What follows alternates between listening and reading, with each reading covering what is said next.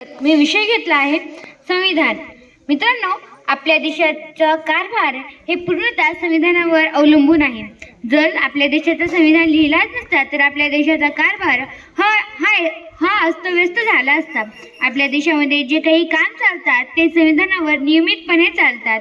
जर मित्रांनो, तुम्ही कल्पना करा बरं, जर आपल्या देशाचा संविधानच नसता तर प्रत्येक माणूस कुठं जात आहे आणि काय करत आहे हे कोणालाही कळणार नव्हतं आणि जे काही काम आता नियमितपणे होतात तेही झाले नसते। मित्रांनो, आपल्या या संविधानामध्ये वेगवेगळे कलम आहेत आणि त्याचबरोबर नियम पण आहेत। त्या नियमानुसार आपला हा देश चालत आहे। स्त्री पुरुष समानताच नाही तर त्याचबरोबर जे आपल्याला वेगवेगळे हक्क आहेत ते पण आपल्याला सर्वांना वेगवेगळे हक्क समान मिळालेले आहेत।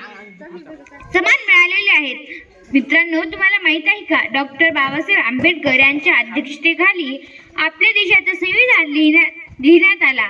फक्त डॉक्टर बाबासाहेब आंबेडकर नाही तर त्यांच्यासोबत जे काही होते त्यांनी सर्वांनी मिळून आपल्या देशाचं संविधान लिहिला। डॉक्टर बाबासाहेब आंबेडकरांनी तर आपल्या देशाचं संविधान लिहिण्यासाठी वेगवेगळ्या देशाचं संविधान वाचले व त्यानंतर त्यातले जे काही ठळक मुद्दे होते ते आपल्या देशाच्या संविधानामध्ये लिहिले।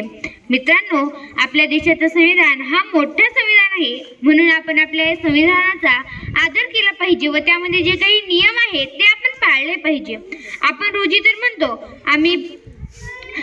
रोजी संविधान म्हणतो, फक्त ते म्हणावेच का? नाही, तर ते अस्तित्वात आणायला पण पाहिजे आणि त्यामध्ये जे नियम आहेत ते पाळले पण पाहिजेत असं मला वाटतं। म्हणून यानंतर आपण संविधान पाळलं पाहिजे आणि त्यातले जे नियम आहेत ते आपण आपल्या जीवनामध्ये उतरवले पाहिजे। धन्यवाद।